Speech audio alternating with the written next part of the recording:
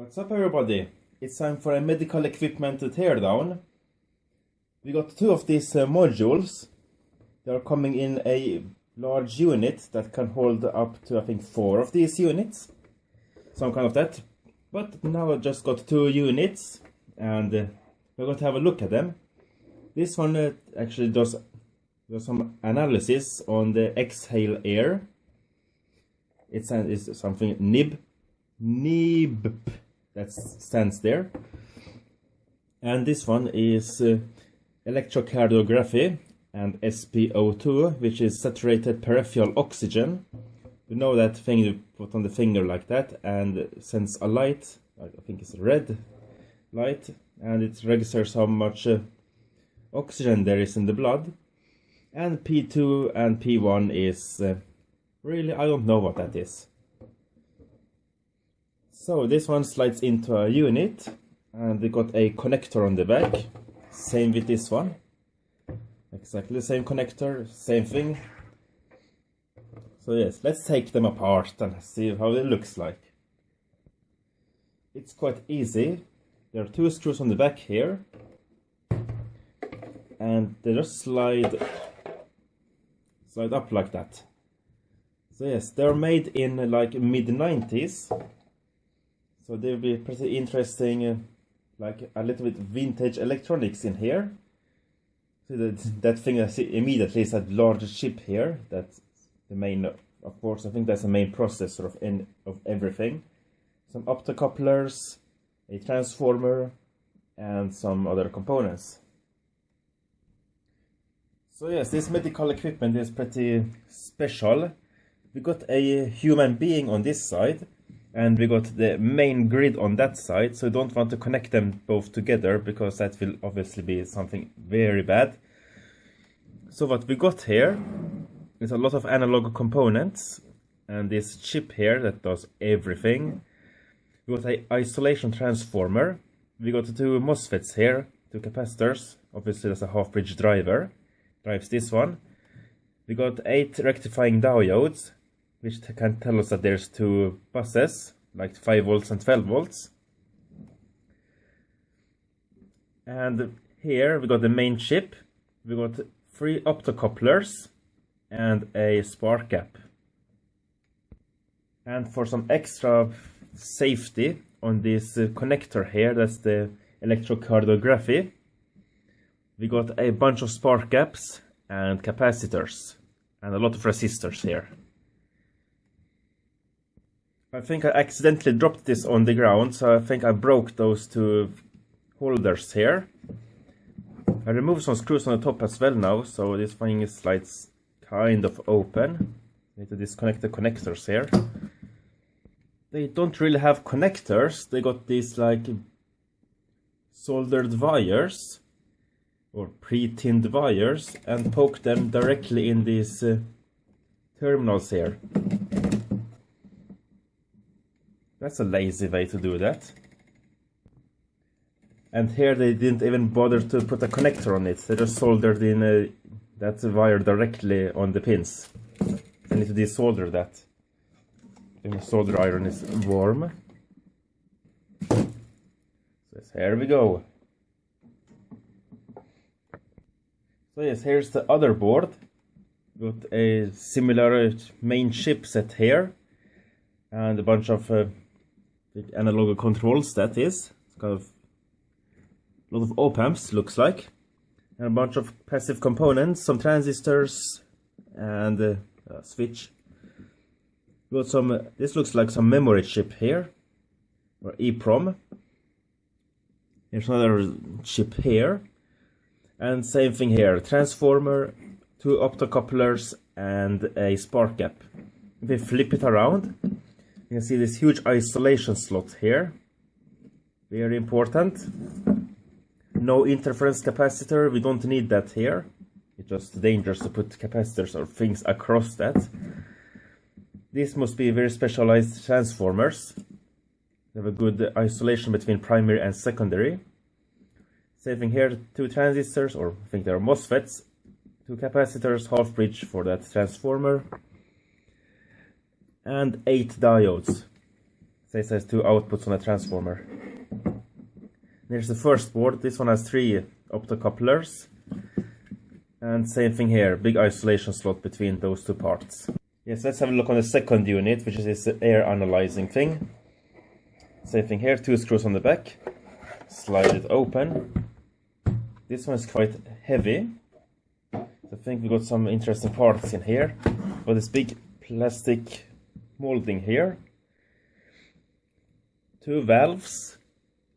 Some pipe holders here. They're not pipes, they're holders. Got some tubes on the back. And here we got a circuit board. Of course, this one don't need any connection because obviously the tube we put here is plastic. So no really need for any isolation on these boards. And I think you already have figured out these 2 boards does not have any SMD components. But this one actually got some SMD on it. It looks like a bunch of capacitors and resistors on that. And some more capacitors. So yes, both through-hole and SMD. So yes, I removed some screws. These screws are for pressure sensors. Got a connector here. So the connector is away. And we got a bunch of more connectors here. So now I can remove the circuit board. And still holds in by the pipes or the tubes. It's much easier this way. Destroying all the components. Yes, here we go. Yes, here's a circuit board. I connected this front panel here, which was just 4 LEDs. Got 2 pressure sensors. These can maybe some kind of analog digital converters, something similar maybe. A bunch of logic circuits here, programmable. And here we got some regulators, some capacitors, and more regulators up here. Yes, little logic circuits and stuff. And these are some kind of pressure differential, because it's got 2 pipes or connectors.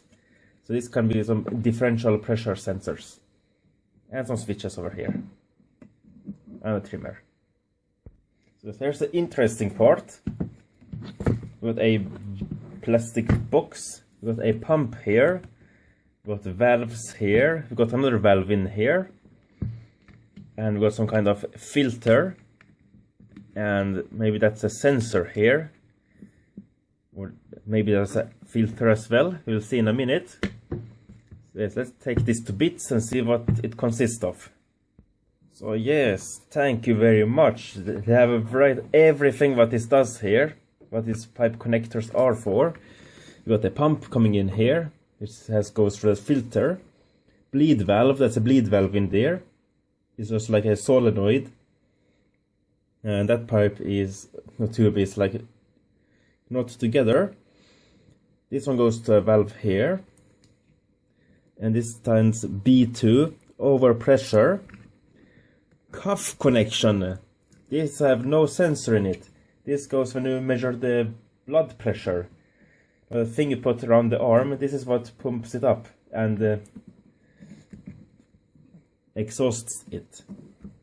So yes, this have no sensors in it. This just goes to a cuff to measuring the blood pressure. And we got exhaust here. Nice, now we know what this is used for. So we got these valves here. And yes, the exhaust goes to this valve here. And this one was going to the differential pressure sensor. And this one was on the connector on the output. So, what the sensor does is one of them measures the high peak blood pressure, and this one measures the resting blood pressure.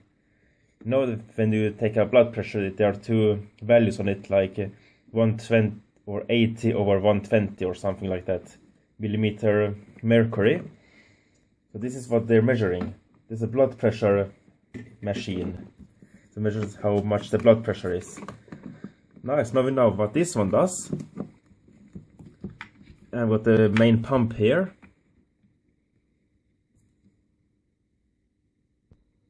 So this one actually pumps up the cuff to a certain pressure, and this bleed valve turns on. It goes a very small hose or pipe there, so it's gradually slowly decreasing the pressure, and this sensor can measure that. Let's take this to bits. So yeah, so I took it to bits. Here's the pump. It's a reciprocating compressor, you can say. This is some kind of overpressure valve. This is the bleed valve, and these are the filling and exhausting the cuff. And here's inside of this chamber here. That makes it a bit silence, I think. This fluffy black stuff. It goes to this chamber here and to this large one. The bleed valve is here, so you need to pass through this. It maybe acts as a filter as well, because that bleed valve has pretty tiny parts inside of it. So don't damage that one. So then these two were going to the valves and to the actual cuff, with the cuff connection here, exhaust connection here, going to the valve. Overpressure, the one was going to that one here. So yes, and B2 was going to the cuff as well, and to the sensor.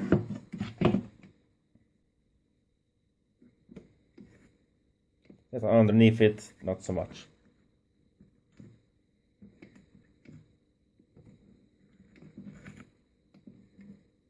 Yeah, that's how it looks like. Hope you found this video interesting. Thanks for watching.